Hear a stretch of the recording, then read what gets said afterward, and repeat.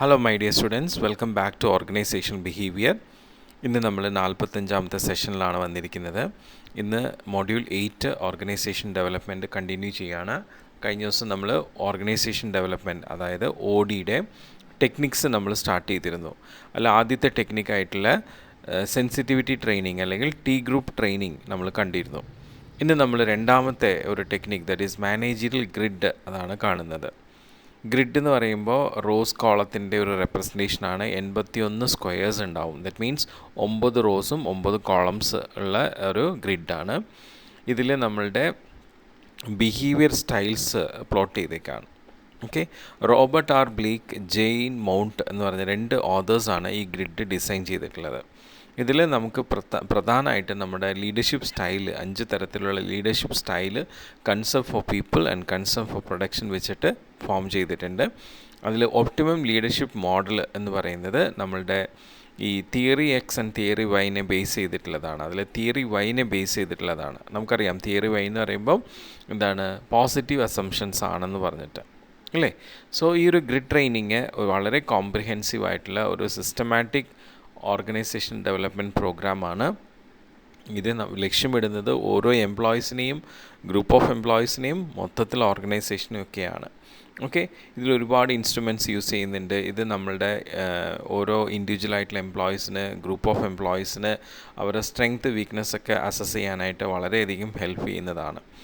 ഈ grid ട്രെയിനിങ്ങിൻ്റെ main objective എന്താണെന്ന് വെച്ച് കഴിഞ്ഞാൽ, നമ്മുടെ ഈ പറയുന്ന ഓർഗനൈസേഷൻ ഒരു ഇൻ്റർലിലേറ്റഡ് സിസ്റ്റമായിട്ട് അതിൽ ഈ പറയുന്ന ടെക്നിക്ക് അപ്ലൈ ചെയ്ത് നമുക്ക് ട്രബിൾസൊക്കെ ഡയഗ്നോസ് ചെയ്ത് അനലൈസ് ചെയ്യാനായിട്ട് പറ്റുന്നതാണ്.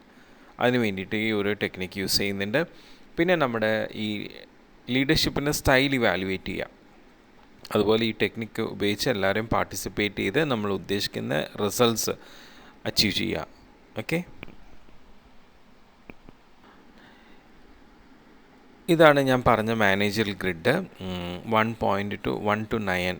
Okay, concern for people, concern for production.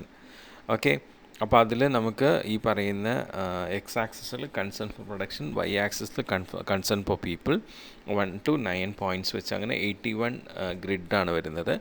അതിൽ നമുക്ക് ഈ പറയുന്ന ലീഡർഷിപ്പും പറയുന്നുണ്ട്. Okay, Robert R Blake, Jane Mouton ആണ് ഇത് ഡിസൈൻ ചെയ്തിട്ടുള്ളത്. ഇനി മൂന്നാമത്തെ ഓർഗനൈസേഷൻ ഡെവലപ്മെൻറ്റ് ടെക്നിക്കാണ് സർവേ ഫീഡ്ബാക്ക് എന്ന് പറയുന്നത്. ഇതിൽ നമുക്ക് data collection, feedback of information, developing action plan, പിന്നെ on the base of feedback, പിന്നെ ഫോളോ അപ്പ് എന്നുള്ള രീതിയിലാണ് നമ്മൾ കാര്യങ്ങൾ ചെയ്യുന്നത്. ആദ്യം ഡേറ്റ കളക്ഷൻ. നമ്മൾ ഈ ഫസ്റ്റ് സ്റ്റെപ്പ് സർവേ ഫീഡ്ബാക്ക് എന്നുള്ള ഈ ഒരു ടെക്നിക്കിൽ ഫസ്റ്റ് സ്റ്റെപ്പാണ് ഡേറ്റ കളക്ഷൻ.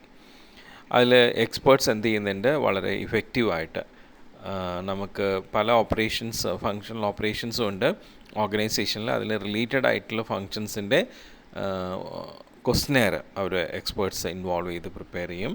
എന്നിട്ട് ഈ ക്വസ്റ്റനെയർസ് വെച്ചിട്ടാണ് ഡേറ്റ കളക്ട് ചെയ്യുന്നത്. അത് പിന്നീട് ക്ലാസിഫൈ ചെയ്ത് ടാബുലേറ്റ് ചെയ്ത് അനലൈസ് ചെയ്ത് ചില കൺക്ലൂഷൻസിലെത്തും. അതാണ് ഡേറ്റ കളക്ഷനിൽ ചെയ്യുന്നത്. പിന്നെ വരുന്നത് ഫീഡ്ബാക്ക് ഓഫ് ഇൻഫർമേഷൻ. നമ്മളുടെ കളക്ട് ചെയ്ത ഡേറ്റ അനലൈസ് ചെയ്ത് കഴിഞ്ഞാൽ ഈ ക്വസ്റ്റനെയർ ആരൊക്കെയാണ് റെസ്പോണ്ട് ചെയ്തത്, ആ പാർട്ടിസിപ്പൻസിന് അതിനുള്ള ഫീഡ്ബാക്ക് കൊടുക്കും. അത് ഓറലായിട്ടോ റിട്ടേൺ ആയിട്ടായിരിക്കും കൊടുക്കുന്നത്. എന്താണ് ഫീഡ്ബാക്ക് കൊടുക്കുന്നത്? നമ്മൾ ഈ പറയുന്ന ഡേറ്റ കളക്ട് ചെയ്തപ്പോൾ എങ്ങനെയാണ് ഡേറ്റ അനലൈസ് ചെയ്തപ്പോൾ കണ്ടെത്തിയ കാര്യങ്ങൾ എന്താണ്, അതിൽ നിന്നും നമ്മൾ എന്താണ് കൺക്ലൂഡ് ചെയ്തിട്ടുള്ളത്, ഓക്കെ, അതിന് റിലേറ്റഡ് ആയിട്ടുള്ള ആക്ഷൻ പ്ലാൻ എന്താണ്, അതൊക്കെ നമ്മളവിടെ ഡിസ്കസ് ചെയ്യുന്നുണ്ടാവും. ഓക്കെ, അതാണ് ഫീഡ്ബാക്കിൽ കൊടുക്കുന്നത്. പിന്നെ ഫോളോ അപ്പ്. ഫീഡ്ബാക്ക് കൊടുത്ത ശേഷം ഫോളോ അപ്പ് ചെയ്യാണ്. അത് മെയിനായിട്ടും നമ്മൾ ഈ പറയുന്ന ഡേറ്റ അനാലിസിസ് നടത്തി അതിലൂടെ കണ്ടെത്തിയിട്ടുള്ള കാര്യങ്ങൾ ഇംപ്ലിമെൻറ്റ് ചെയ്യാനായിട്ട് ആക്ഷൻ പ്ലാൻ കൊടുത്തിട്ടുണ്ട്. ആ ആക്ഷൻ പ്ലാൻ്റെ ഫോളോ അപ്പാണ് ഇത് ചെയ്യുന്നത്. അപ്പം ഈ പാർട്ടിസിപ്പൻസ് ആയിട്ടുള്ള എംപ്ലോയീസ് ഈ ആക്ഷൻ പ്ലാൻ എത്രമാത്രം ഡെവലപ്പ് ചെയ്യുന്നുണ്ട്, അതിലൂടെ അവരുടെ പ്രോബ്ലംസ് എക്സ്പോസ് ചെയ്ത് അത് സോൾവ് ചെയ്യാനായിട്ട് എങ്ങനെ അവർക്ക് പറ്റിയിട്ടുണ്ട് എന്നുള്ള കാര്യങ്ങളൊക്കെയാണ് ഫോളോ അപ്പിൽ നമ്മൾ നോക്കുന്നത്. ഇനി അടുത്തൊരു മെത്തേഡ്, നാലാമത്തെ ടെക്നിക്കാണ് പ്രോസസ് കൺസൾട്ടേഷൻ. ഇത് വളരെ പവർഫുൾ ആയിട്ടുള്ള ടെക്നിക്കാണ്. നമ്മുടെ എംപ്ലോയീസിൻ്റെ ഗ്രൂപ്പ് ഇഫക്റ്റീവ്നെസ് കൂട്ടാൻ വേണ്ടിയിട്ട് സഹായിക്കുന്നതാണ്. അതുമാത്രമല്ല ഒരുപാട് ലെങ്തി ആയിട്ട് എലാബറേറ്റഡ് ആയിട്ടുള്ള മീറ്റിങ്സൊക്കെ കുറച്ചിട്ട് വളരെ ഷോർട്ട് ആൻഡ് ഇഫക്റ്റീവ് ആയിട്ടുള്ള മീറ്റിംഗ് ടൈംസ് ഫോം ചെയ്യുക. അതുപോലെ തന്നെ എന്തെങ്കിലും കോൺഫ്ലിക്ട്സ് വന്നാൽ ആ കോൺഫ്ലിക്ട്സ് അഡ്രസ്സ് ചെയ്യുക. ഓക്കെ, സോ ഇതിൽ നമുക്ക് ഈ ഗ്രൂപ്പായിട്ടോ ടീംസായിട്ടോ വർക്ക് ചെയ്യുന്നവർക്ക് ഇത് ഭയങ്കര ഇഫക്റ്റീവാണ് പ്രോസസ് കൺസൾട്ടേഷൻ. ഓക്കെ, ഇതിൽ നമ്മളുടെ ഒരു കൺസൾട്ടൻ്റ് എന്നുള്ളൊരു വ്യക്തി ഇതിൽ ഇൻവോൾവ് ആണ്. സോ ഈ പറയുന്ന ഗ്രൂപ്പിലെ എംപ്ലോയീസ് തമ്മിൽ ഡിസ്കസ് ചെയ്യുമ്പോൾ അവരെന്ത് ചെയ്യുന്നു, നമ്മളുടെ എന്തെങ്കിലും പർട്ടിക്കുലർ ഗോൾസ് അക്കംപ്ലിഷ് ചെയ്യാൻ വേണ്ടിയിട്ടുള്ള കാര്യങ്ങൾ ഡിസ്കസ് ചെയ്യുന്ന സമയത്ത് നമ്മുടെ കൺസൾട്ടൻ്റ് വളരെ കെയർഫുള്ളായിട്ട് അവരായിട്ട് എന്ത് ചെയ്യുന്നു, ഇൻട്രാക്ട് ചെയ്യുന്നു. ഓക്കെ, അപ്പോൾ അങ്ങനെ ഇൻട്രാക്ട് ചെയ്തിട്ട് എന്ത് ചെയ്യുന്നു, ആൾ ഈ ടീമിനെ അവരെ കൊണ്ട് തന്നെ അവരെ എങ്ങനെ ഹെൽപ്പ് ചെയ്യാം എന്നുള്ള രീതിയിലേക്ക് അവരെ പ്രാപ്തരാക്കി എടുക്കുകയാണ് പ്രോസസ് കൺസൾട്ടേഷനിൽ. ഓക്കെ, സോ പ്രോസസ് കൺസൾട്ടേഷൻ എന്ന് പറയുന്നത് തന്നെ it is a set of activities on the part of consultant which helps the client, ഇവിടെ ക്ലൈൻറ്റ് ഉദ്ദേശിക്കുന്ന എംപ്ലോയീസ് ആണ്, to perceive, understand and act upon the process events. അവർക്ക് ചെയ്യാൻ പോകുന്ന ഒരു പ്രോസസ് ഇവൻറ്റ്സിലേക്ക് എന്തൊക്കെയാണ് ശരിയായിട്ടുള്ള രീതിയിൽ പെർസീവ് ചെയ്യേണ്ടത്, എന്തൊക്കെയാണ് ശരിയായ രീതിയിൽ മനസ്സിലാക്കേണ്ടത്, എന്തൊക്കെയാണ് ശരിയായ രീതിയിൽ ആക്ട് ചെയ്യേണ്ടത് എന്നുള്ള കാര്യങ്ങൾ ഈ കൺസൾട്ടൻറ്റിൻ്റെ സഹായത്തോട് അവർ തന്നെ കണ്ടെത്താണ്. ഓക്കെ, അവരുടെ സാഹചര്യത്തിൽ. അതാണ് പ്രോസസ് കൺസൾട്ടേഷൻ. അതിൻ്റെ ബേസിക് ഒബ്ജക്റ്റീവ്സ് എന്ന് വെച്ച് കഴിഞ്ഞാൽ നമ്മൾ ശരിക്കും ഈ പറയുന്ന ഒരു എക്സ്പെക്റ്റ് ചെയ്യുന്ന ചേഞ്ച് ഓർഗനൈസേഷനിൽ കൊണ്ടുവരിക എന്നുള്ളതാണ്. അത് ലീഡർഷിപ്പിൽ ചേഞ്ചസ്, കമ്മ്യൂണിക്കേഷനിലുള്ള ചേഞ്ചസ്, റോൾസ് ഫങ്ഷൻസിലുള്ള ചേഞ്ചസ്, പിന്നെ ഗ്രൂപ്പ് ഡിസിഷൻ മേക്കിങ്, പ്രോബ്ലം സോൾവിങ്സിലൊക്കെയുള്ള ചേഞ്ചസാണ് ഇതുകൊണ്ട് മെയിൻ ചെയ്യുന്നത്. പിന്നെ അതുപോലെ തന്നെ നമ്മുടെ ഓർഗനൈസേഷനിലുള്ള പല പ്രോസസ്സ് മനസ്സിലാക്കുക, അത് ഏതൊക്കെയാണ് അതിൽ ലിങ്ക് ചെയ്യാൻ പറ്റുന്നത്, സോ ദാറ്റ് അത് വെച്ച് നമ്മുടെ ഓർഗനൈസേഷൻ്റെ ഒബ്ജക്റ്റീവ്സ് എങ്ങനെ അച്ചീവ് ചെയ്യാമെന്നുള്ള ആ ഒരു ഒബ്ജക്റ്റീവ്സും ഇതിലുണ്ട്. ഓക്കെ, ഇതൊരു കോംപ്രിഹെൻസീവ് ഓർഗനൈസേഷൻ ഡെവലപ്മെൻറ്റിൻ്റെ ഒരു കോംപ്രിഹെൻസീവ് ആക്ഷനാണ് പ്രോസസ് കൺസൾട്ടേഷൻ. നമ്മുടെ പ്രോസസ് കൺസൾട്ടേഷനിൽ നമ്മുടെ കൺസൾട്ടൻറ്റിന് വളരെ ഗണ്യമായിട്ടുള്ള ഒരു റോളാണ് ഉള്ളത്. അപ്പം അതിൽ അദ്ദേഹം വളരെ പല ചേഞ്ചസും എന്ത് ചെയ്യുന്നുണ്ട്, സജസ്റ്റ് ചെയ്യുന്നുണ്ടാവും. അങ്ങനെ ആ ഗ്രൂപ്പ് അല്ലെങ്കിൽ ടീം ഓഫ് എംപ്ലോയീസിനെ ഹെൽപ്പ് ചെയ്യാണ് ആ ചേഞ്ചസ് എങ്ങനെ ഇൻകോപ്പറേറ്റ് ചെയ്യാം എന്നുള്ള കാര്യത്തിൽ.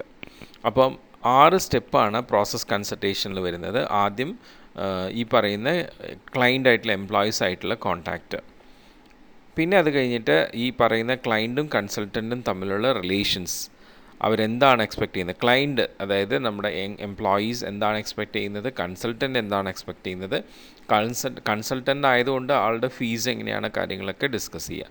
പിന്നെ അത് കഴിഞ്ഞിട്ട് അവരെന്ത് ചെയ്യുന്നു, ക്ലൈൻറ്റിന് റിലേറ്റഡ് ആയിട്ടുള്ള വർക്കിന് ബേസ് ചെയ്തിട്ടുള്ള സെറ്റിങ്സ് മെത്തേഡ്സിന് സെലക്ഷൻസ്, പല ഡിഫറെൻറ്റ് ഓപ്ഷൻസ് ഉണ്ടാവും, അത് സെലക്ട് ചെയ്യുക എന്നുള്ളതാണ് ഡിസ്കഷനിലൂടെ.